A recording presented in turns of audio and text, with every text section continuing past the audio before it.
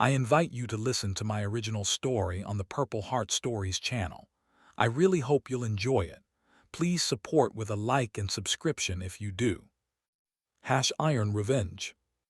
Chapter 1, Return to Emptiness. My name is Scott Ramires, and for 15 years I commanded a 60-ton machine of death. 9 years in the 1st Armored Division of the U.S. Army taught me one simple truth: anticipating danger means survival. Today, returning home after a 2-week veterans reunion in Arizona, I felt that familiar cold tingling on the back of my neck, the same one that used to come a second before an IED detonated on the dirty roads of Baghdad. The door to my house was unlocked and swung open like a tank driver's hatch, and my wife Emily had disappeared, leaving only a note: "I'm sorry, but I need time to think." I noticed the unlocked door from 40 feet away. Old habits die hard. I smoothly shifted to the side, moving away from the potential line of fire through the windows. I pressed my back against the wall of the house, nudged the door open with the edge of my boot. Silence inside. No sound of the television, no footsteps, no voice of Emily singing her favorite melody while cooking. I entered, automatically scanning the entryway. The umbrella, usually standing in the corner, was lying on the floor. A small detail, but enough to put an old soldier on alert. The living room was clear. Kitchen also clear, cold coffee in a mug unfinished. The faucet dripping, a malfunction I had promised to fix before leaving. I went upstairs, staying close to the wall, avoiding the creaky steps. Bedroom, something wasn't right here. Dresser drawer pulled out, Emily's things scattered. She never leaves clothes like this. On the bedside table, a white sheet folded in half. 7 words: "I need time to think. Don't look for me." Emily's handwriting, but the lines were shaky. She always wrote confidently, evenly, a consequence of working as a nurse, where illegible handwriting could cost a patient's life. I examined the room again, military thorough. Checked closets, pulled out all drawers, looked under the bed. Emily's suitcase was still there, as was her favorite jacket. No purse or car keys. In the bathroom, all her cosmetics remained, including the cream she never forgot to take even on a 1-day trip. I opened the medicine cabinet. Her anti-allergy pills for pollen were missing. Emily wouldn't survive mid-spring without them. Something else was wrong in the bedroom. I looked closer and saw the keepsake box she keeps on the top shelf of the closet was slightly disturbed. The photo frame next to it had been subtly shifted. I opened the box. Everything inside as usual: photos of her parents, a silver pendant from her grandmother, her father's flight patches. Emily would never voluntarily leave this box behind if she were leaving for good. This wasn't the departure of a woman deciding to leave her husband. This looked like an evacuation under fire, quick and with minimal belongings. I took out my phone, dialed Emily's number, straight to voicemail. Checked recent calls, nothing unusual. Checked messages, nothing there either. Opened the drawer with my service weapon. The Beretta was still there, along with a spare magazine. I took the pistol off safety, took a controlled exhale. My pulse, steadied by years of training, didn't falter even now. "Emily, what happened?" I whispered into the emptiness of the room. I sorted through the 2 weeks' worth of accumulated mail that Emily had organized into stacks: bills, advertisements, letters.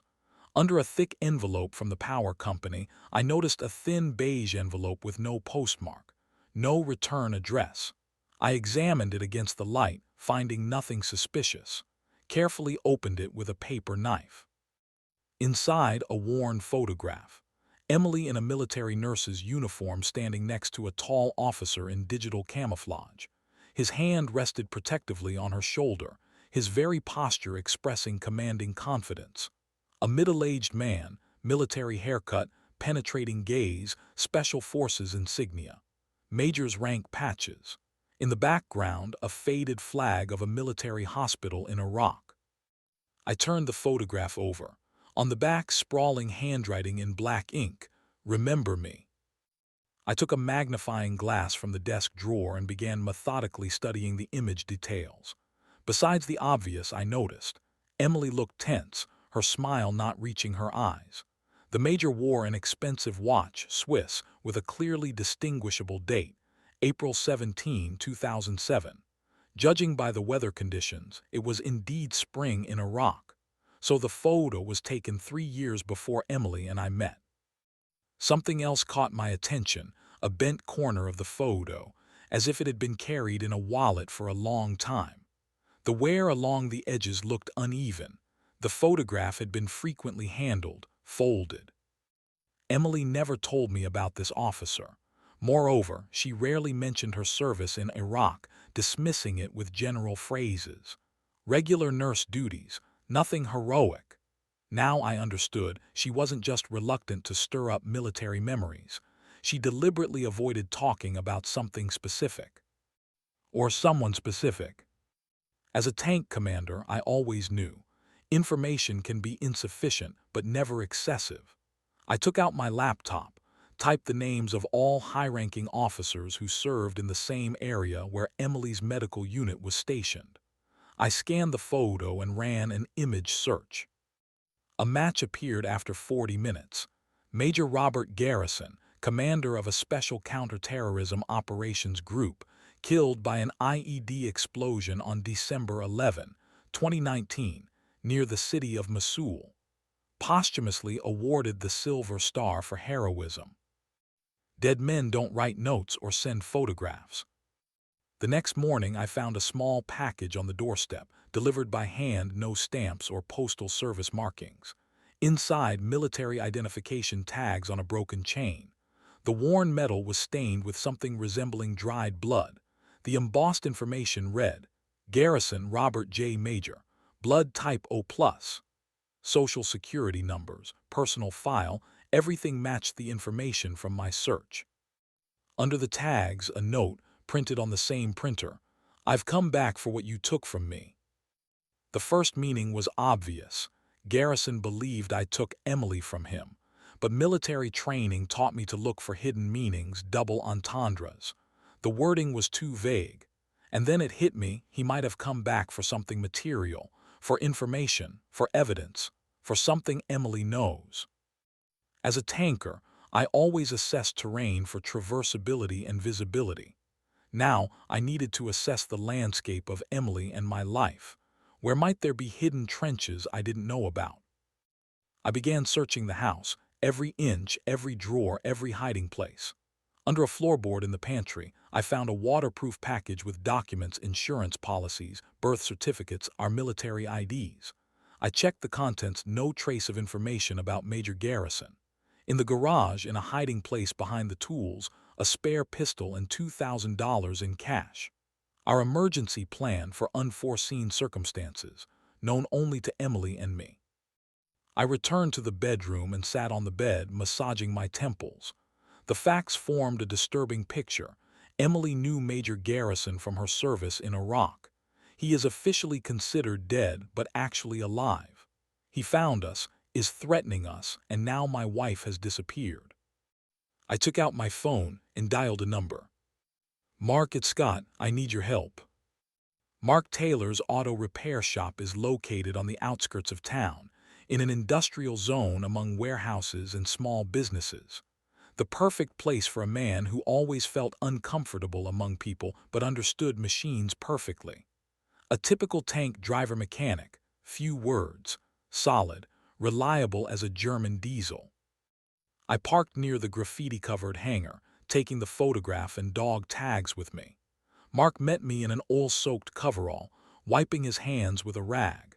His right hand, as always, moved slightly more stiffly than his left, the result of degree burns received while rescuing me from a damaged tank. Commander, he addressed me out of old habit, shaking my hand. You look like crap. Good to see you too, Sergeant, I replied, smiling despite myself. The military nickname acted as an anchor, taking me back to times when everything was simple, the enemy in front, comrades behind. In the cramped office, cluttered with spare parts and technical magazines, I explained the situation.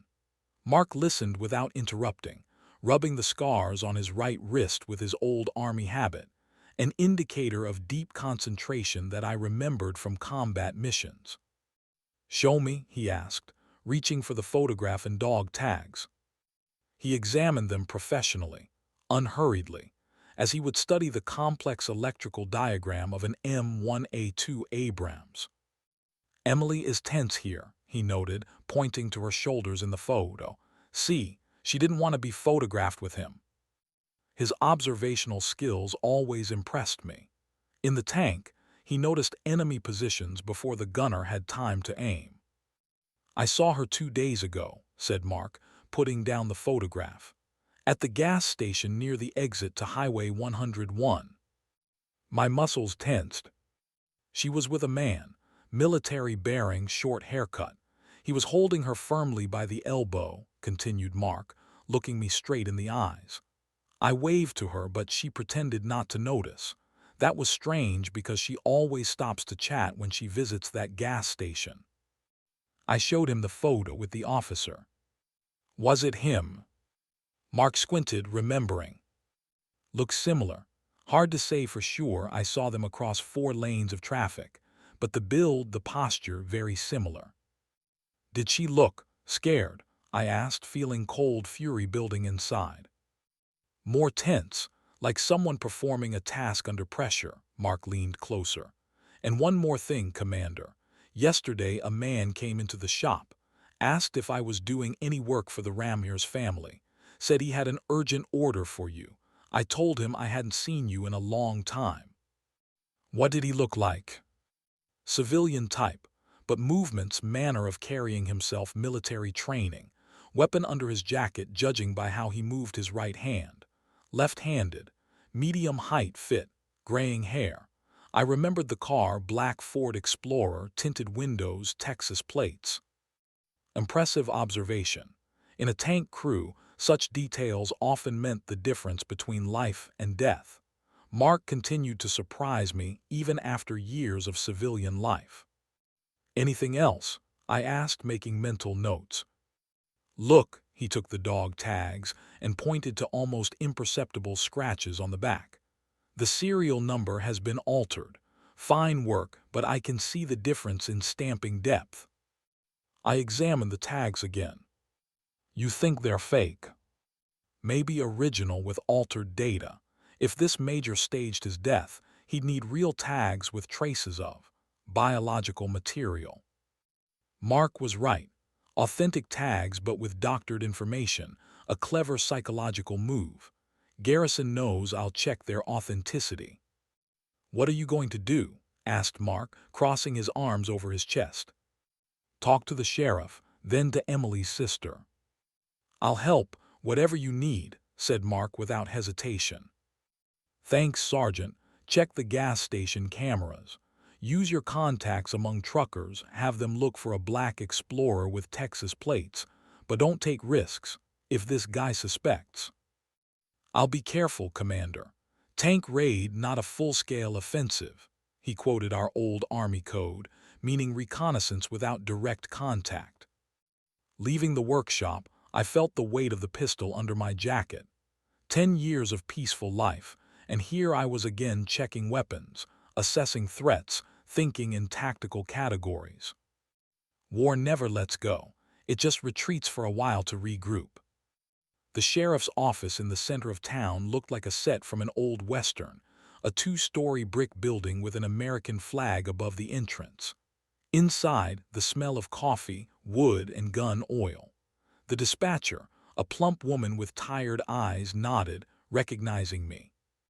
"Is the sheriff in?" "Yes, Mr. Ramires. May I say what this is about?" "Personal," I answered briefly. Sheriff Davis greeted me traditionally, leaning back in his chair, with the look of a man who with his whole being says, "I'm too busy for your problems." But I knew this was a mask. Behind the half-sleepy gaze hid the sharp mind of a former detective from Chicago. In our town, people considered him slightly lazy, but I could see the military bearing under his civilian shirt, heightened observational skills, and the impeccably maintained service pistol. "Scott," he nodded, gesturing for me to sit. "What can I do for you?" "My wife is missing. I said without preamble, watching his reaction. Not a muscle moved on his face. Professional. How long? Between the day before yesterday and yesterday. I returned from Arizona, house empty, note saying I need time to think. The sheriff exhaled, his face assuming an expression of bored sympathy. Listen, Scott, adults sometimes make decisions. She didn't take her allergy medication, credit cards haven't been used, suitcase at home. And this, I interrupted, placing the photograph and dog tags on the table. Davis's gaze changed instantly. The country sheriff mask fell away, revealing the calculating mind of a professional. He took the photograph, studied it for a long time, then moved on to the dog tags. He raised his eyes to me now with icy concentration. When did you get these? Photo yesterday, dog tags this morning. Does anyone else know? Mark Taylor. He saw Emily 2 days ago at a gas station with a man of military appearance. Davis nodded slowly, deciding something for himself. Describe your life over the past month. Any oddities, new people, unusual phone calls. I listed, standard routine, no significant changes. The only thing, Emily started calling her sister Jessica more often. You know Garrison is officially dead, asked Davis. I know, checked the Army database, died in 2019 in Mosul. The sheriff rubbed his chin, his gaze unexpectedly heavy. We'll fill out an official missing person report for the record, but we need to understand an adult woman leaving a note. Procedurally, we can only request information, nothing more. I understand. But he leaned forward, lowering his voice. There's something strange. A guy recently passed through our town, asked about the Ramyers family. What did he look like? Medium height, military bearing, graying hair. Called himself Michael Brown, a real estate agent from Austin. Said he was looking for clients supposedly considering moving to our county. But he asked strange questions. Not about house prices, but about marital status, daily routines, places of work. The description matched the man who visited Mark's workshop. Why wasn't he detained for questioning? Technically, he wasn't breaking any law, just asking questions in a town where everybody knows everything about everyone. But now, Davis waved his hand at the photograph and dog tags. He took my contact information, promised to check records from gas station cameras and highway checkpoints. I could see he was genuinely interested, but something told me the sheriff knew more than he was saying. As I was about to leave, Davis unexpectedly asked, "Did your wife ever talk about Almutana?" I stopped at the door. The name wasn't familiar. Never heard of it. Something flashed in the sheriff's eyes, relief, concern. He nodded as if I had confirmed his theory. Keep me informed, and be careful, Scott. I left the sheriff's office with a heavy feeling. His last question was no coincidence. Almutana, an Iraqi name. What happened there? And why would the sheriff of a backwater American town know about events in distant Iraq? I stepped outside, the sun blinding my eyes. Checked my phone, no missed calls. A tanker's intuition told me. The terrain ahead was full of ambushes and minefields. The town library, a place I rarely visit. A 2-story Victorian-style building with columns and wide windows. Inside, it's cool, smelling of paper and lemon polish. At the information desk, a teenage girl with pink streaks directed me to the local history section, where Jessica, Emily's sister, worked. I found her among the shelves, a short woman in a modest gray suit, hair pulled back in a tight bun. Outwardly unremarkable, she looked little like the vibrant Emily. But there was a noticeable family resemblance in her features, and in her movements, the same economical grace. Jessica, I said, approaching closer. She turned, and I noticed an instantaneous change in her facial expression, from neutral to professionally welcoming. But between these states flashed something else, tension, fear. Scott, what a pleasant surprise. Her voice sounded normal, but I detected false notes. 5 years of military service taught me to recognize lies. I need to talk about Emily, I said quietly, leading her away from a group of schoolchildren studying a county map. Has something happened? She asked, but in her eyes knowledge. She was already aware. She's missing. Left a note saying she needs time to think. That's not like her. Jessica turned slightly pale, but quickly composed herself. You know how she struggles with each anniversary of her father's death. Maybe she really does need to be alone. She hasn't called me. Another lie. Her left hand involuntarily touched her neck, a classic sign of deception noted in all witness interrogation textbooks. Are you sure? I asked, maintaining a neutral tone. Mark saw her 2 days ago at a gas station, with a man who was holding her by the elbow. Doesn't seem much like a voluntary trip. Jessica checked her phone twice, as if expecting a message. Her breathing slightly quickened. I don't know what you're talking about. Maybe it was one of her colleagues from the hospital. A man with military bearing, with a short haircut, this one. I showed her the photograph taken from my inner pocket. Jessica froze. Her pupils dilated, a physiological response to shock. She definitely recognized the man. Where did you get that? Her voice was constrained. Received it in the mail. Along with these, I added, showing the dog tags. For a moment I thought she might faint, but instead Jessica straightened up, squared her shoulders. Her face became impenetrable. I don't know who this man is, she said, looking somewhere past me. And I have no idea where Emily is. I'm sorry, Scott. Now she was lying openly, not even trying to hide it. But why? What made her conceal information that could help find her sister?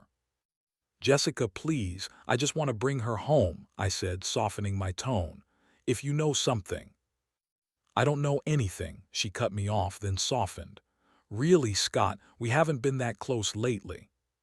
What about Almutana? The reaction was immediate and uncontrollable. Jessica flinched as if struck, her eyes widening. How do you know that name? She whispered. The sheriff asked if Emily had ever mentioned this place to me. Jessica furtively glanced out the window at the parking lot across the street. My gaze followed hers. There was a dark sedan with someone at the wheel. I need to work, Scott, she said, suddenly distancing herself.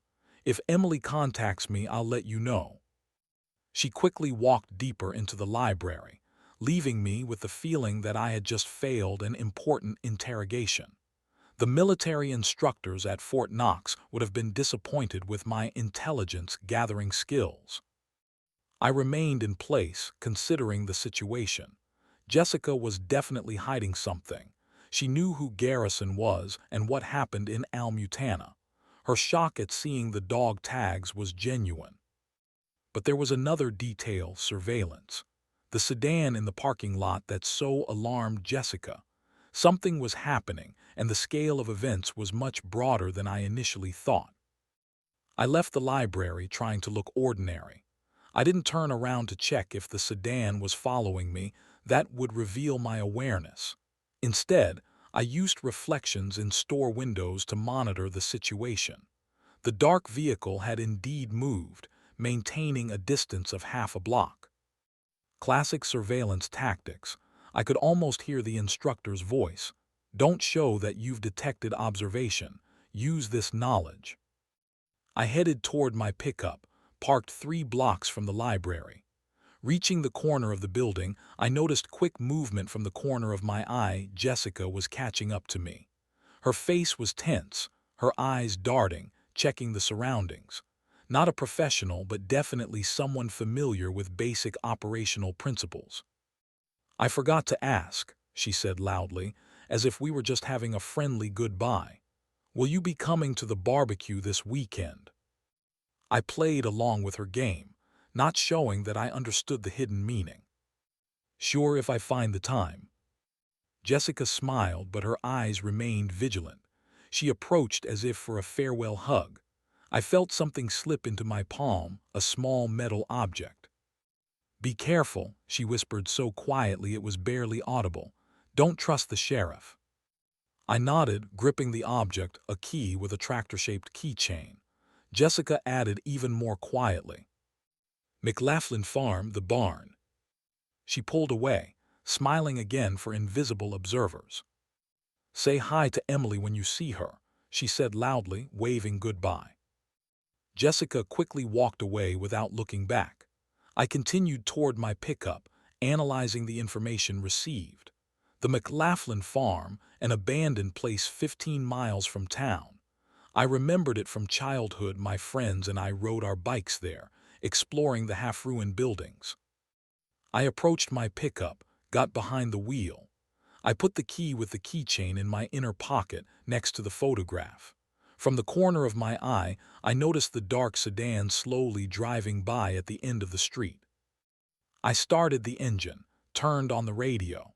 Through the static noise broke the standard melody of the local radio station. My fingers on the wheel tapped the rhythm, but my thoughts were focused on the information received. "Don't trust the sheriff." This phrase disturbed me most of all. Davis was an experienced policeman with an impeccable reputation. What connected him to Emily's disappearance and Major Garrison? The puzzle was getting more complex, but now I had a direction: the McLaughlin Farm, and possibly the key to solving the mystery. I dialed Mark's number. "Meet me at the fork to the old McLaughlin Farm in an hour," I said without preamble. "Bring tools for lock picking and anything else that might be needed. Make sure you're not being followed." "Understood, Commander," replied Mark, without unnecessary questions. Military precision honed by years of joint service. I pulled away, choosing a roundabout route to check for surveillance and buy time to think. In my head, I constructed a chain of events. Emily was a military nurse in Iraq, where Major Garrison served. In a place called Al-Mutana, something happened that Garrison fears, possibly a war crime. Emily was presumably a witness. Garrison faked his death, obtained new documents, and now has found Emily. Jessica somehow knows about this and doesn't trust the sheriff. My wife has disappeared, and there's no time for a leisurely investigation. I could almost physically feel the seconds slipping through my fingers. I checked the weapon under the seat. With a familiar movement, took the pistol off safety and put it back, ready for anything. Ahead, the McLaughlin Farm and possibly answers that would lead me to Emily. A tanker's mind calculated probabilities, assessed risks, planned actions, as in combat. I hoped I wasn't too late, that everything I had learned over years of service would help me now. Every tanker knows. Sometimes the only path to victory is a direct breakthrough through the enemy's defensive line. Sometimes you have to risk everything to save what truly matters. And for me, nothing matters more than Emily. Chapter 2, Truth and Consequences. Dusk caught me on the dirt road leading to the McLaughlin Farm. The old pickup rolled along the ruts between dusty fields, each turn of the wheels bringing me closer to answers, and possibly to Emily. 15 years of service in the Tank Corps taught me the main thing. Information is as much a weapon as the 120 mm 256 cannon. Those who control information control the battlefield. And apparently Major Garrison, a man officially dead and definitely dangerous, had access to information that I did not possess. The clues were forming a frightening picture. My wife was taken not for ransom or revenge, but for silence. And whatever happened in a place called Al-Mutana, it cost Garrison his military career and Emily her peace of mind. And now, possibly, her freedom. Or her life. The McLaughlin Farm, a classic example of degrading Midwest agriculture. A two-story dilapidated house with a collapsed roof, a leaning barn, fields overgrown with weeds. The last owner died 10 years ago. The heirs live in California and have no interest in their grandfather's property. I stopped the pickup half a mile from the farm under the cover of an acacia grove. Mark hadn't arrived yet or was being cautious, as I'd asked. Taking field binoculars from the trunk, I surveyed the farm's perimeter. At first glance, abandonment and desolation, typical of such places. But my tanker's gaze, accustomed to searching for anti-tank units in the sands of Iraq, instantly picked out anomalies.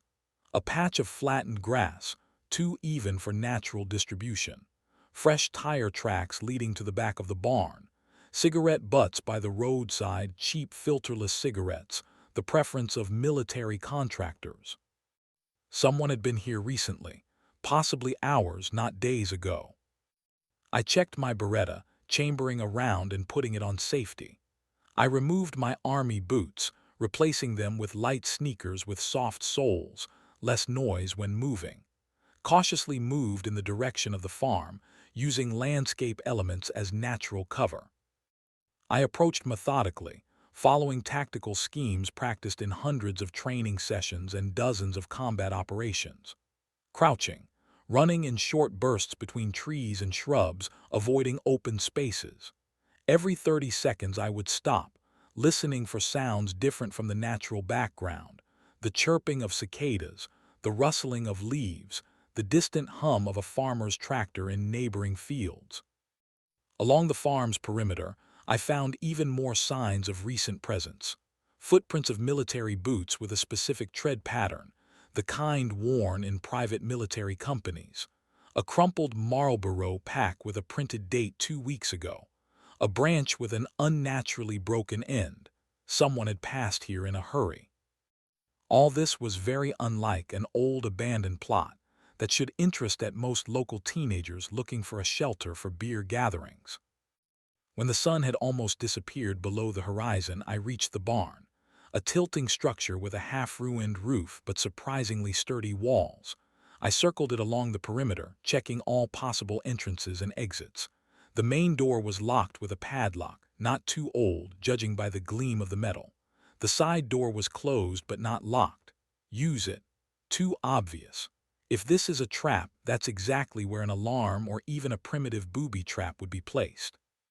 Instead, I climbed up the external ladder to the hayloft. One of the boards in the wall shifted under my careful pressure, providing access inside. Squeezing through the narrow opening, I found myself on the upper level of the barn. Quiet, smelling of old hay and machine oil. Through the cracks between the boards filtered the dim light of the evening sun, creating an intricate pattern on the dusty floor. I slowly descended the internal ladder, keeping my pistol ready. The barn looked empty, no equipment, just rusty tools on the walls and rotting hay bales in the corner. But I could feel, this is exactly where I need to find what I'm looking for. I remembered Jessica's words. The barn, a puzzle. I looked around more carefully.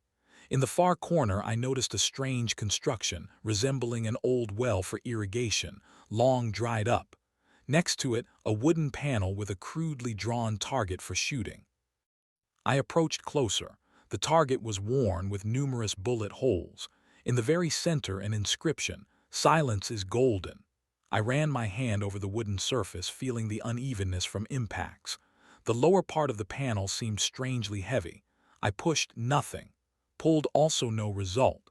Turned, the panel slid sideways, revealing a small recess. Inside, a metal box approximately 30 by 20 centimeters. Locked. The key from Jessica fit the lock perfectly. Inside, I found a battered notebook in a leather binding with the initials ER, Emily Ramyers, a diary, and a flash drive in a waterproof container. I opened the diary, starting with the last pages, the most recent entries. Emily's handwriting hurried, some letters smudged, written in haste or with tears. May 12, he found me. I thought it was over, thought his bloody shadow remained in the past. But today a letter came. No return address, just a photograph, that one from Almutana. May 14, told Jessica. She insisted on immediately contacting the military prosecutor's office, but I'm afraid for Scott. Garrison won't stop. He'll destroy anyone who stands in his way. He's already proven that. May 15. Jessica confessed she works for the military prosecutor's office all these years. My quiet librarian sister says they've been tracking Garrison for a long time, Offered a plan, I'll be the bait. If he makes contact, they'll catch him red-handed. Risky, but there's no other way out. Scott is leaving for the veterans' reunion, the best time for the operation. May 17, everything went wrong. Garrison somehow found out. Jessica's people were supposed to cover me at the gas station, but only his mercenaries showed up. He said he has a mole in the police, that he knows about the plan. He took me and several others, also witnesses to his crimes, created his private prison on his uncle's farm. Jessica can be trusted. They know about the farm. If you're reading this, Scott, meet me at Old Eats. It's your only chance. I know you'll find a way. I turned back several more pages to entries from 3 years ago. A carefully drawn map of an area resembling an Iraqi village. Name, Al-Mutana, and a detailed description. Saw Major Garrison order civilians to be shot. 17 people, including 3 children. He made them kneel at the edge of a pit. No, I can't describe this, I can't. Operation Desert Silence. They said they were looking for insurgents, but it was just a peaceful village. No survivors. The major threatened me, said if I talk, the same will happen to me. Said he would always find me. Cold fury filled my heart. Not just a kidnapping. Emily had been drawn into a story of war crimes. Garrison faked his death to avoid responsibility, and now he had returned to silence the last witnesses. My thoughts were interrupted by the sound of approaching vehicles. I quickly put the diary into my jacket, closed the hiding place. 2 SUVs with headlights off stopped at the main entrance to the farm. Through a crack in the wall, I saw 4 men in tactical gear, bulletproof vests, automatic weapons, communications headsets, professionals. They spread out, surrounding the barn. I looked around for escape routes. The side door, which I had chosen not to enter through, now seemed the only exit. I moved toward it, stepping as quietly as possible. The wood creaked treacherously under my foot. From outside, a voice commanded, "Building surrounded. Come out with your hands up." I calculated the odds. 4 well-armed opponents against 1 with a pistol. In the tank corps, we were taught, if the enemy has overwhelming advantage, retreat and regroup. But all escape routes were cut off.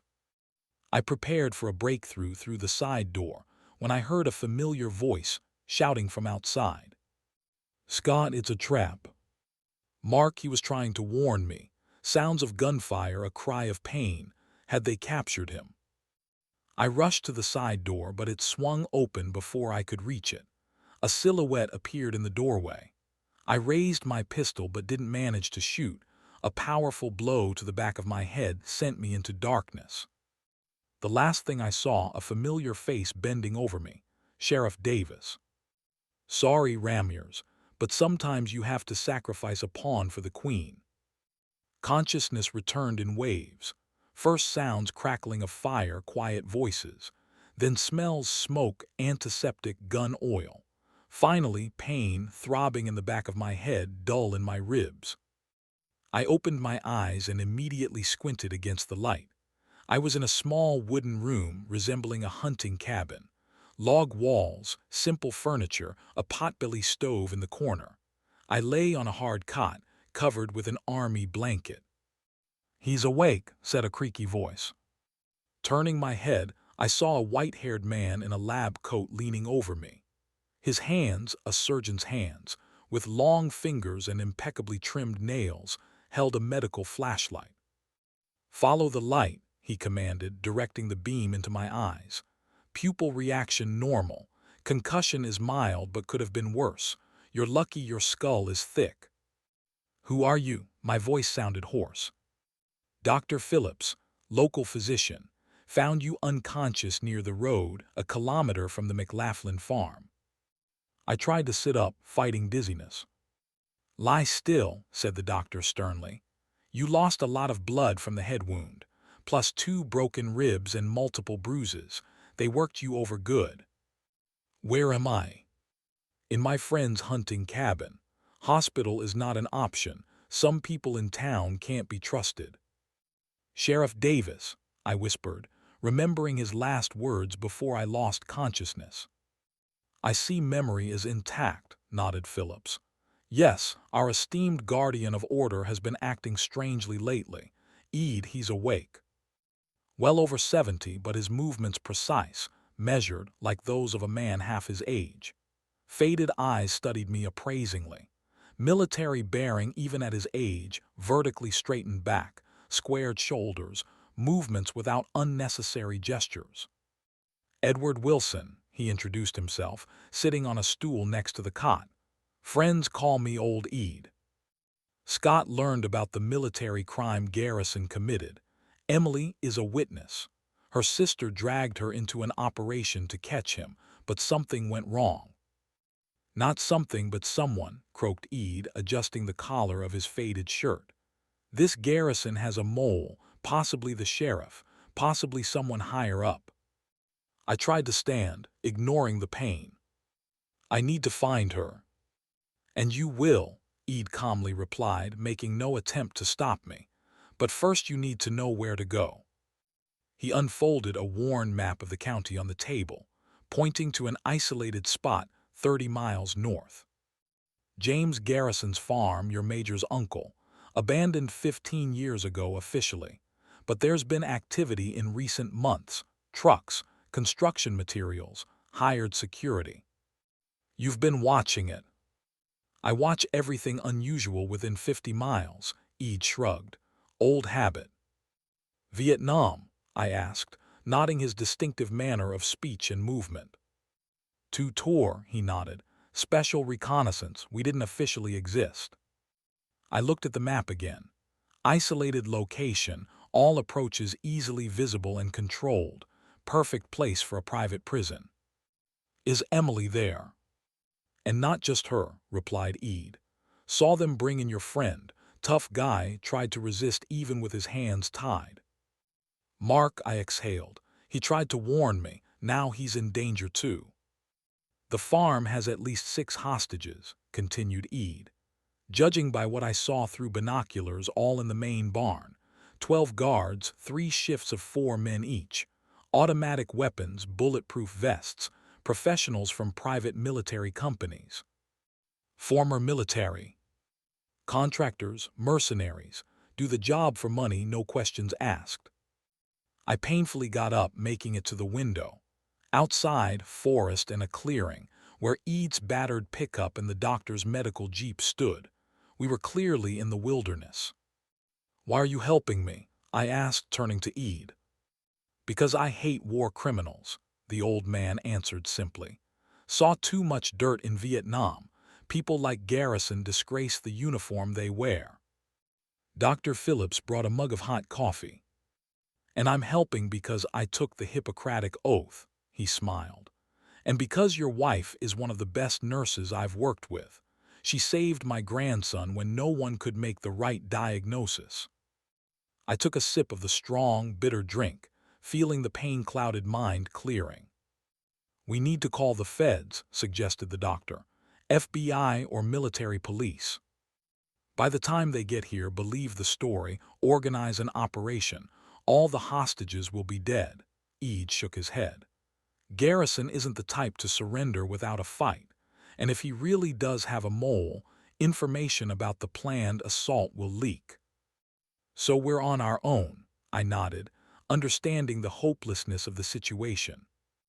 2 old men and a wounded tanker against a dozen armed mercenaries, chuckled Dr. Phillips. Not the best odds. Ede smiled mysteriously, approaching the window. A tanker without a tank still thinks like a tanker, right? But what if we give the tanker, well, not exactly a tank, but something similar?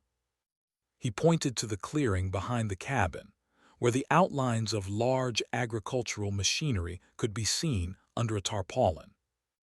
I have an old John Deere 9520 tractor, 30 tons of iron, 450 horsepower. Not an Abrams, of course, but if we reinforce the structure.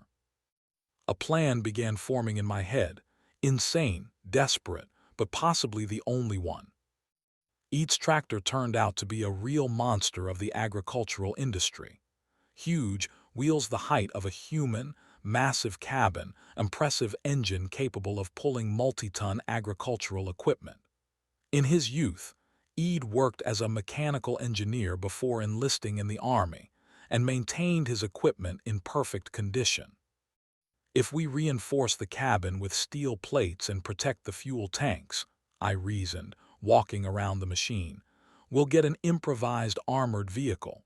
The main thing is to strengthen the front part for ramming gates. Eid nodded, already calculating technical details. I have steel plates from an old combine harvester on my farm, good for plating, and scrap metal from decommissioned cars. We can create an improvised ram on the front attachment.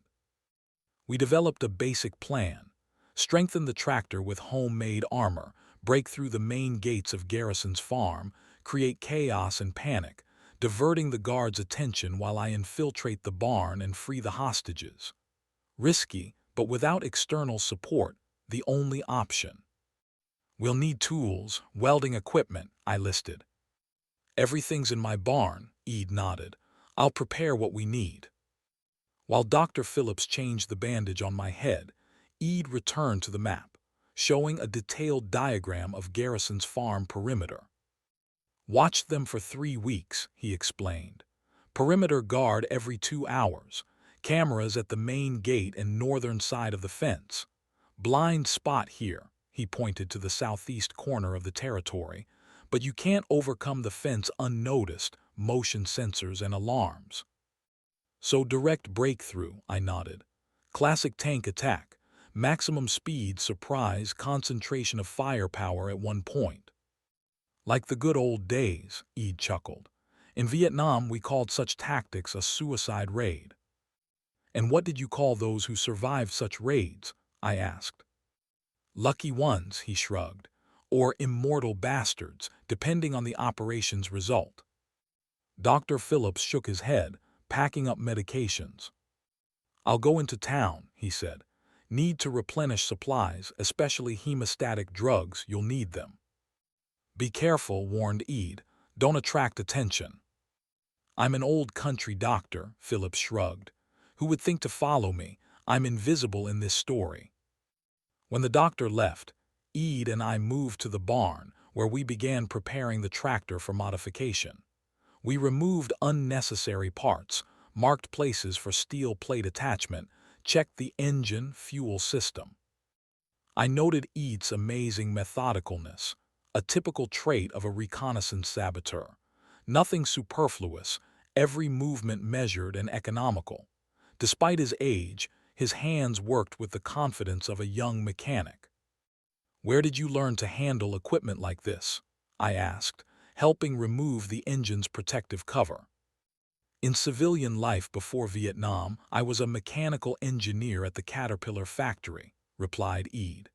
After the war, I worked for myself, repaired everything from lawnmowers to combine harvesters. Machinery is more honest than people. It either works or it doesn't. No pretense. A silent understanding developed between us, characteristic of people who have been through war. No need for excess words, explanations, justifications. Each knows what to do and why. By evening, we had prepared the tractor for the main modification. We just needed to wait for Dr. Phillips to return with the necessary medications and proceed to the final phase, installing armor protection. The returning doctor brought troubling news. Garrison's men are in town, openly asking about Scott, he reported, unloading bags of medicines. Sheriff Davis is strangely inactive. They say he's taken family leave. So we have less time than we thought, frowned Eid. They know you survived and escaped. Soon they'll start combing the vicinity. We accelerated our work, understanding that time was short. Eid gave me an old army jumpsuit, almost my size, with faded patches of the 25th Infantry Division, Tropic Lightning.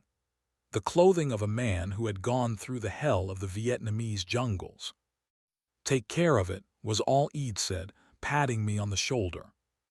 By nightfall, the tractor was ready for the main transformation. We tested the engine, checked the hydraulics, steering. The machine responded flawlessly despite its venerable age.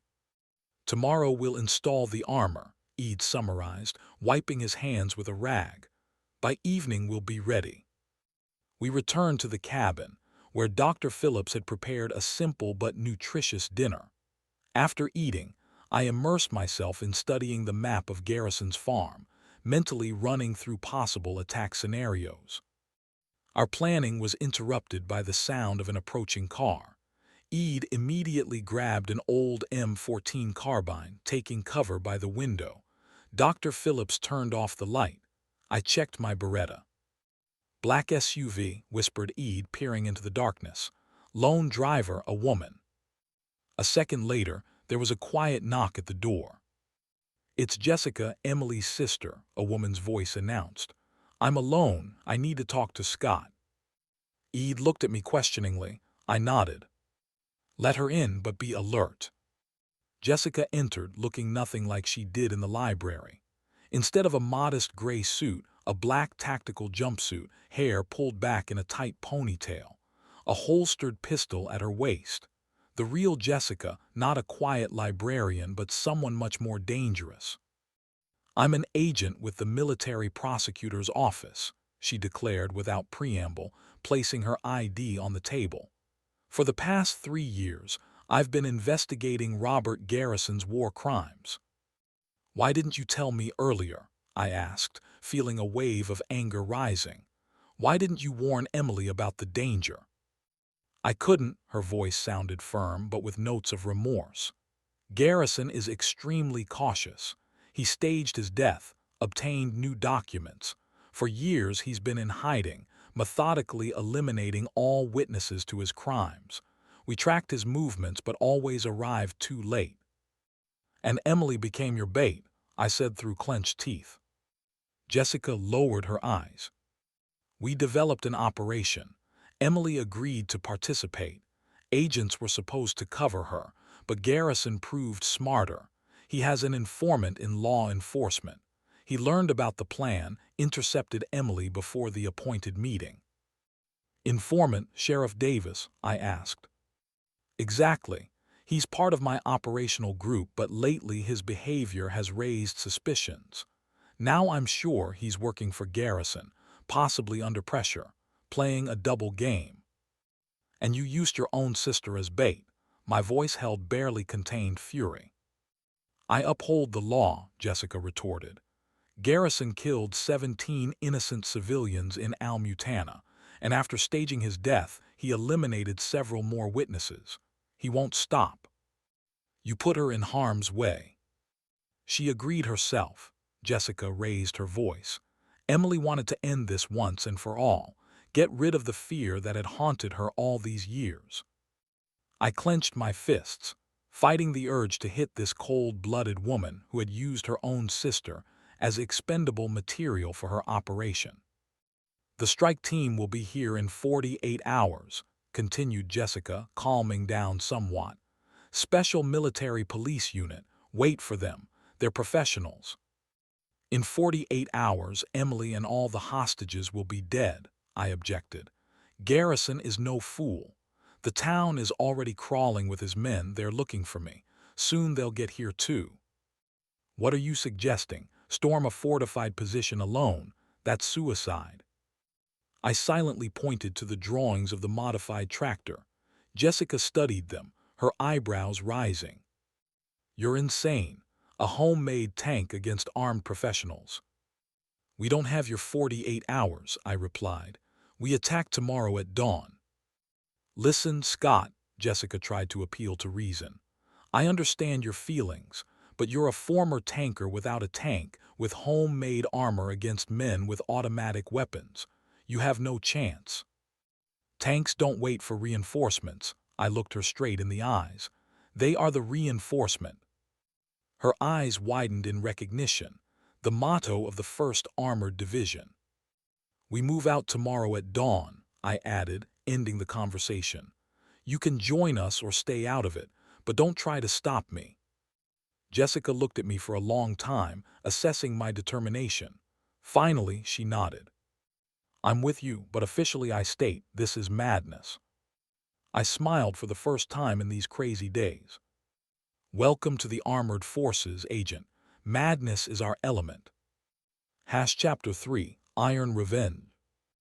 Dawn painted the sky in colors familiar to every tanker, an alarming red stripe at the horizon, and a dusky blue slowly yielding to the onslaught of day. It was in such pre-dawn hours that we began our advances in Iraq, using the advantage of the M1A2 Abrams thermal imagers over the enemy's outdated Soviet equipment. Now I was preparing for battle again. The combat vehicle was a 30-ton agricultural tractor, clad in steel plates and equipped with a ram.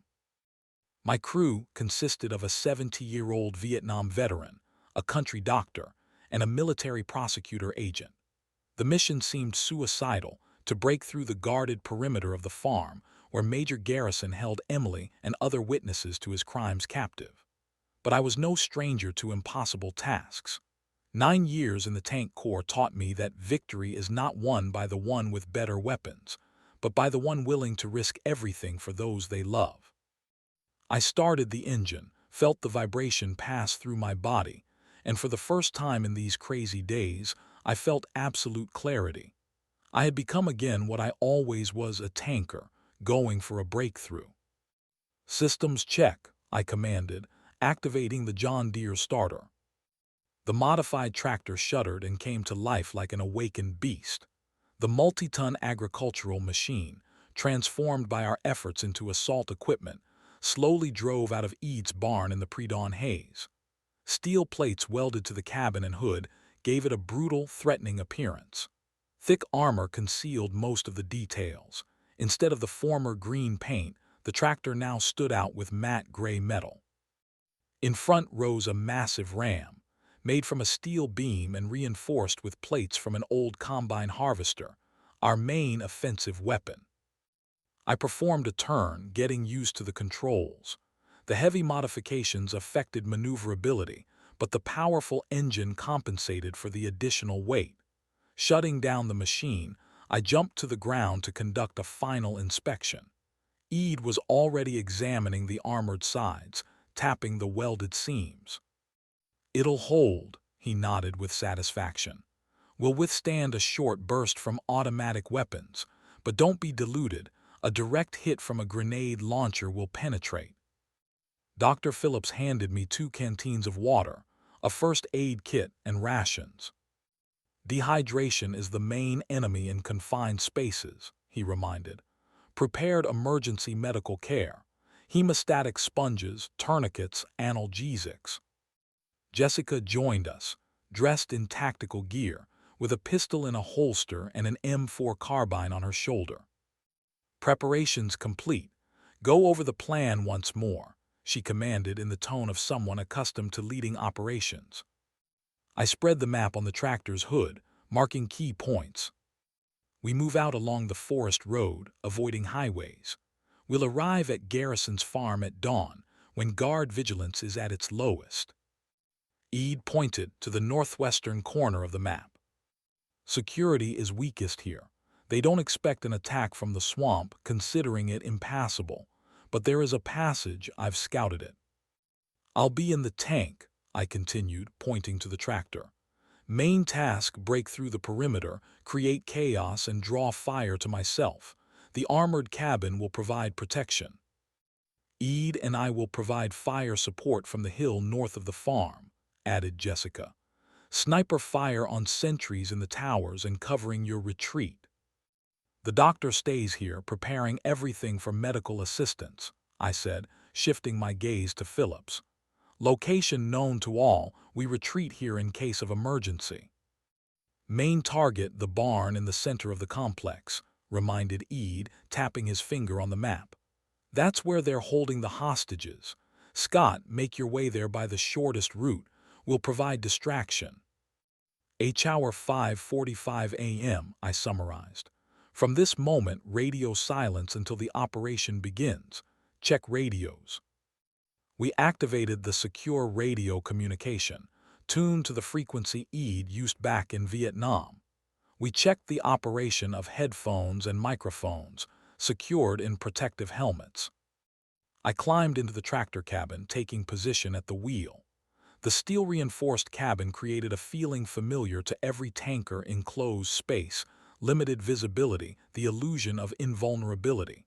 Special training reminded itself. I automatically performed the standard systems check, as I had done thousands of times in the Abrams. Engine, hydraulics, instrument panel. Eid approached the cabin at the last moment, handing me an old army knife in worn sheath. "Talisman," he said simply, "brought me back alive from Vietnam. Now it's your turn." I nodded, accepting the gift with silent gratitude. In such situations, extra words only hinder. "Engine started, systems functioning," I reported, returning to familiar tank phraseology. "Moving to starting position." As the tractor disappeared into the forest, I looked back one last time at the remaining team. Eid gave a crisp military salute. Jessica stood tense but determined. Dr. Phillips made the sign of the cross behind me. 30 miles through forest roads and clearings took longer than we calculated. The heavy machine bogged down on sections muddy from spring rains. We had to find detours, losing precious minutes. Through the intercom, I heard Jessica and Eid advancing to their position on the northern hill. They moved in Eid's old SUV, which they left 3 miles from the target, continuing on foot. For the last few miles, I drove with headlights off, navigating only by the gaps between trees and GPS readings. Dawn had already begun to color the sky when I reached a position 500 meters from the northwestern corner of Garrison's farm. "Bravo 1, this is Alpha. I see the perimeter moving into position," I whispered into the microphone, using old call signs from my Army service. "Alpha, this is Bravo 1, came Eid's voice. "We're in position. I see 2 guard towers, 4 armed men on the perimeter, standard patrolling." "Bravo 2 confirms," Jessica joined in. "I see movement by the main building. 2 came out to smoke. AR-15s, bulletproof vests, tactical vests." I killed the engine, assessing the situation. In the fatting pre-dawn darkness, the farm's perimeter was visible, an old wooden fence, reinforced with barbed wire. Behind it, buildings of a former livestock farm, converted into Garrison's private prison. In the center rose a massive barn, our main objective. "Alpha, I'm beginning diversion in 2 minutes, Eid reported. "After the first shot, you'll have 30 seconds for breakthrough." "Copy that, Bravo 1. Engine running, readiness 1. I started the tractor, feeling the vibration of the steel body transfer to my hands through the wheel. I engaged first gear, smoothly releasing the clutch. The tank slowly moved forward, gaining speed. 450 horsepower under the hood transformed the heavy machine into a swift monster on tracks. That's how, in my perception, the agricultural wheels turned into tank tracks, farming equipment into a combat vehicle. Each sniper rifle shot sounded unexpectedly loud. The guard on the nearest tower jerked and fell. Immediately followed a second shot, and his partner from the neighboring tower shared the same fate. The operation had begun. I pressed the gas pedal to the floor, directing the multi-ton machine straight at the farm gates. In the first armored, we were taught, a breakthrough must be lightning fast, crushing any resistance. Only speed, only pressure, only concentration of force at one point. The homemade tank accelerated to 40 miles per hour, not an impressive speed by normal standards, but for a 30-ton machine with a ram, a deadly momentum. Guards on the perimeter opened disorganized fire, but it was too late. Bullets ricocheted off the steel plating with a characteristic ping, causing no harm. I felt adrenaline filling my body, sharpening perception, slowing subjective time, the familiar state of combat trance. The metal ram crashed into the farm gates, crumpling them like paper. There was a deafening screech of tearing metal, wooden posts jumped out of the ground, gates flew apart. The tank burst into the complex territory like an all-crushing hammer. Before my inner vision appeared the farm map, studied down to the smallest details. To the right, the administrative building; to the left, former livestock facilities; straight ahead, the central barn where hostages were being held.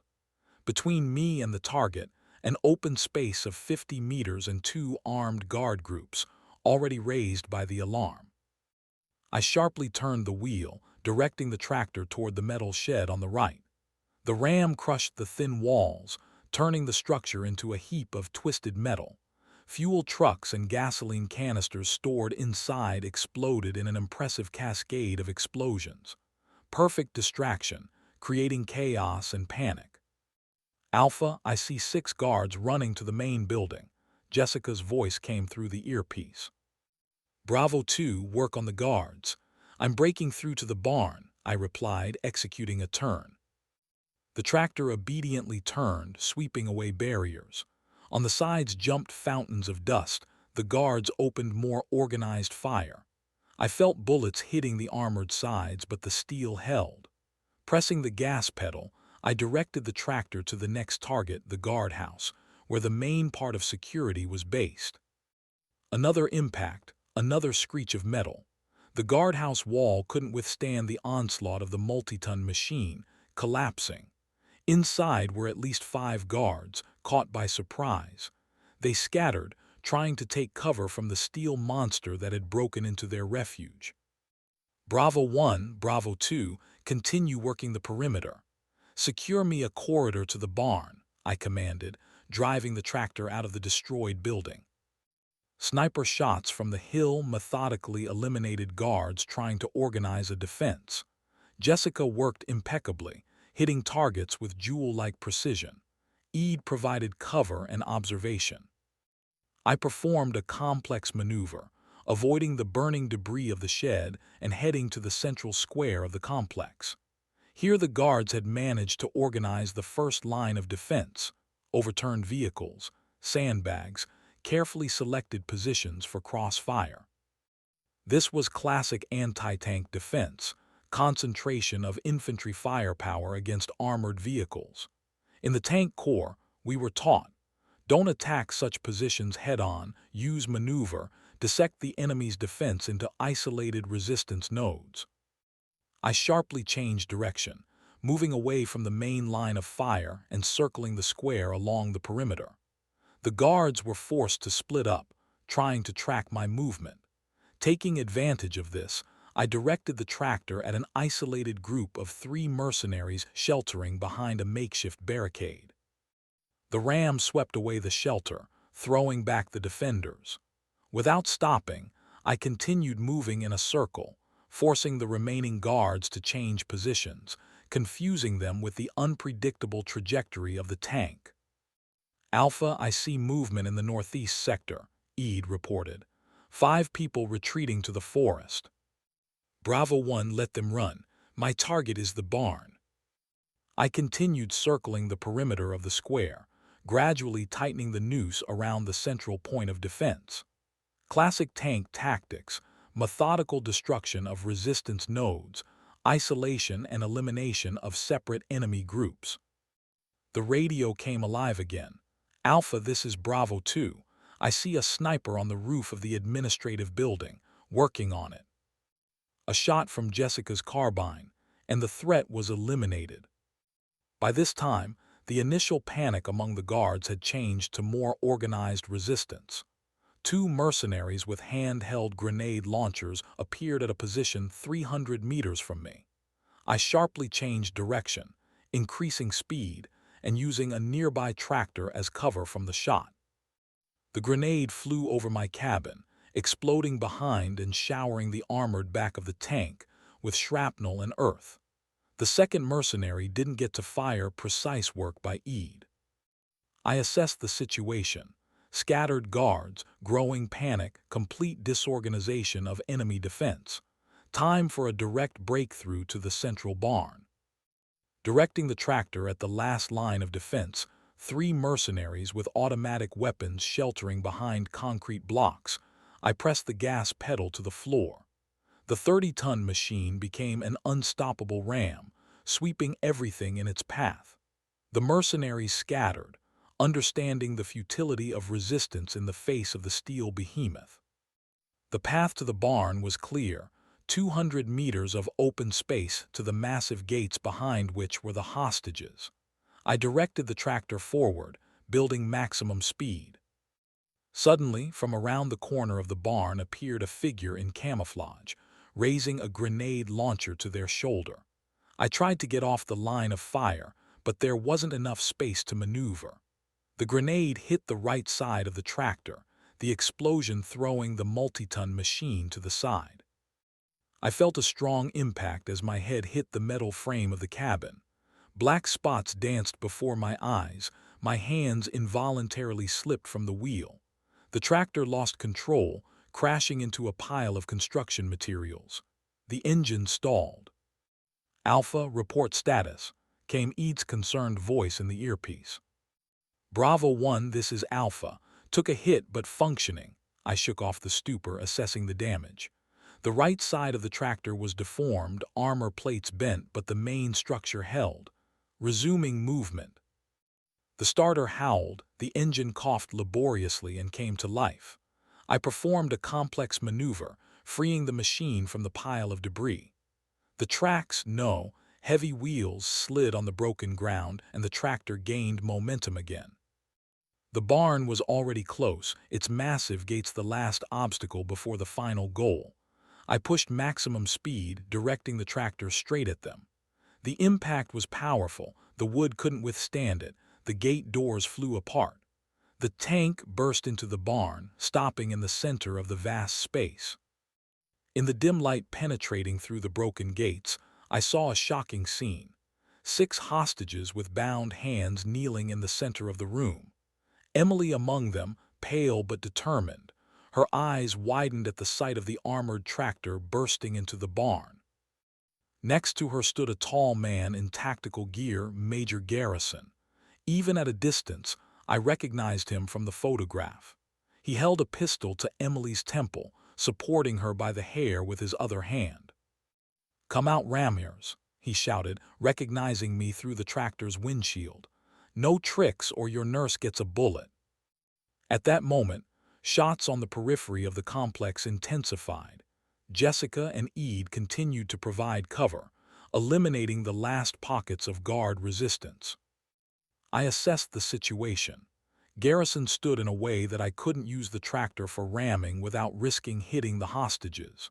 No other options remained. Turning off the engine, I unbuckled the safety belts and, taking my pistol, exited the cabin with raised hands.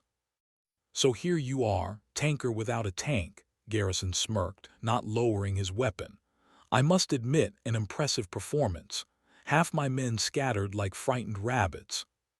I slowly lowered one hand, keeping the other raised. I left the pistol on the seat.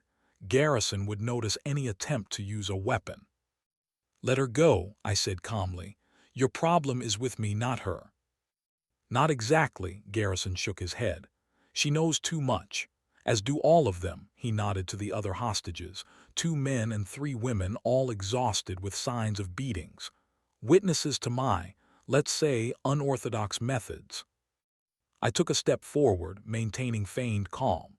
In reality, my mind was feverishly working, assessing distance, reaction time, chances of success. Garrison began boasting, typical behavior of a villain who thinks he's already won.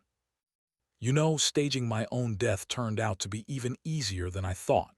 The right connections, money in the right pockets, and voila, Major Robert Garrison heroically died in an IED explosion. New documents, new identity." He spoke, not noticing that I continued to slowly reduce the distance, step by step. And then began the work of cleaning up traces. One by one, all witnesses found peace. Only a few remain, particularly stubborn ones. He yanked Emily's hair, making her cry out. "Your wife proved a difficult target. Smart, cautious, hid excellently all these years, but no one can hide forever."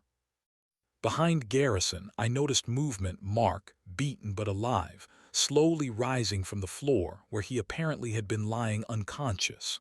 Our eyes met, and I barely nodded. Garrison continued his monologue, enjoying the situation. "The military prosecutor's office has been breathing down my neck for too long. Your wife's clever sister nearly caught me twice, but I've always had informants in the right places." In the distance came the sound of approaching vehicles. Jessica had called in reinforcements, as promised. Garrison was momentarily distracted, turning his head toward the sound. This fraction of a second was enough for me. A lunge forward, sharp as a lightning strike. I threw myself at Garrison, using a special close combat technique that tankers are taught for actions in confined spaces. Left hand deflects the weapon, right hand strikes the solar plexus. Garrison fired, but the bullet went into the ceiling. He proved stronger than I expected, a former Special Forces officer, keeping in shape. A fierce struggle ensued. Garrison delivered a devastating blow to my jaw. I responded with a short hook to the liver. We rolled across the earthen floor of the barn, exchanging blows. From the corner of my eye, I saw Mark, gathering his last strength, freeing other hostages, cutting the ropes with a found glass shard. Emily, who had managed to partially free her hands before my arrival, knocked down one of the remaining guards who tried to intervene in our fight. The woman I knew as a caring nurse moved with unexpected effectiveness, military training, and natural determination showing through. Garrison proved to be not just a good fighter, he was dangerous. His strikes were calculated to kill, not incapacitate. At some point, he managed to grab me by the throat, cutting off oxygen. Black spots danced before my eyes, consciousness began to fade. "You don't understand," wheezed Garrison, tightening his grip. "I did what was necessary. Those people in Al-Mutana were harboring terrorists. I saved American soldiers' lives." I felt my hands weakening as they tried to loosen his fingers. The world narrowed to a tunnel with Garrison at the end. "Scott!" Emily's cry broke through the ringing in my ears. Her voice gave me a second wind. Survival instinct kicked in at full power. In the tank corps, we were prepared for situations when it seems all is lost. "As long as you breathe, you fight," my first instructor used to say. Using my last strength, I kneed Garrison between the legs. His grip loosened, allowing me to take a life-saving breath. Not giving him time to recover, I struck with my elbow to his temple, then another to his jaw. Garrison staggered but stood firm. Incredible endurance for a man his age. He pulled a combat knife from his thigh sheath, moving to a more lethal phase of the fight. "For my crew," I shouted, dodging the blade. Mark and the freed hostages understood what I meant and rushed to the exit of the barn. Emily, however, remained, grabbing a wooden plank from the floor, an improvised weapon. Garrison's knife blade cut the air millimeters from my neck. I retreated, finding myself pressed against the barn wall. The major approached, confident in his superiority. "You and your witness wife will disappear," he said through clenched teeth. An accident, a tragic story for local news. At that moment, Emily made a distracting maneuver, swinging the plank at Garrison. He instinctively turned toward her, opening himself to my attack. I didn't miss the chance, lunging forward in a final rush. My hands intercepted the wrist with the knife, twisting it at a painful angle. A crack, a cry of pain. The knife fell from loosened fingers. I picked it up, pressing the blade to Garrison's throat. "This is for my people," I whispered, "for my crew." At that moment, people in military police uniforms burst into the barn, with automatic weapons at the ready, led by Jessica. "Federal agents, everyone on the ground," shouted the team leader. I slowly removed the knife from Garrison's throat, allowing the agents to capture him. He didn't resist, understood the game was over. As they led him away in handcuffs, he turned to me. "She will always belong to Al-Mutana, as will I. We are bound by it forever." "No," I replied, embracing Emily as she approached. "You are bound only by the prison cell that awaits you for the rest of your life." I looked at the armored tractor, standing in the center of the barn. Flames were breaking through from under the battered armor of the right side. The grenade explosion had damaged the fuel system. The tank was burning, having completed its final mission. We got outside just in time. Flames engulfed the entire machine, turning it into a funeral pyre for the horrors of the past. Emily watched the fire, clutching my hand. "I should have told you," she whispered, "from the very beginning." "You told me when the time came," I replied, holding her tighter. "The rest doesn't matter." A month later, life began to take on new contours. Garrison and his accomplices were arrested. The freed hostages gave exhaustive testimony about his crimes, not only in Almutana, but about a whole series of murders of witnesses that he methodically eliminated after staging his own death. Sheriff Davis proved more complex than initially appeared. An internal investigation established that he worked for Garrison under pressure. The major had kidnapped his daughter, threatening reprisal if the sheriff didn't cooperate. His double game ultimately helped Jessica's operation. He deliberately sent Garrison's men on a false trail, giving us time to prepare the attack. Mark was recovering from his injuries at the local hospital where Emily worked. His role in freeing the hostages was noted with an official commendation from the military prosecutor's office. Ede returned to his measured life on the farm, but now visited more often. He and I were restoring the burned tractor, converting it back into an agricultural machine. Dr. Phillips joked that our company was the best therapy for an old scout who had lived as a hermit for too long. Other veterans from the county noticed our joint work on the tractor. Former military gathered together, restored old equipment, shared stories. Working with machines helped them return to peaceful life, transform combat skills into creative abilities. Jessica continued her career in the military prosecutor's office, but now visited her sister more often. The tragic events brought them closer, destroying the wall of secrecy and understatements. For Emily, returning to normal life proved the most difficult. Night terrors, panic attacks, fear of open spaces, consequences of the stress experienced. But gradually, with the help of professional psychologists and my support, she began to recover. On a warm May evening, we sat on the porch of our house. The sunset painted the horizon in orange-pink tones. Next to us on the table, 2 cups of hot tea and old photographs. Military shots, my service in Iraq, her work in a field hospital. A past we no longer hid from each other. Emily looked at the horizon, carefully holding her cup. "Scott," she said unexpectedly, "if I had really left for someone else, could you forgive?" I took her hand, feeling the rope scars on her wrists, a reminder of her captivity. "A real tanker always protects his crew," I replied, looking into her eyes. "And you're my most important crew member." She smiled through tears that had welled up, laying her head on my shoulder. We sat like that for a long time, watching as the last rays of sun disappeared below the horizon. Ahead was a whole life, without war crimes, without persecution, without fear.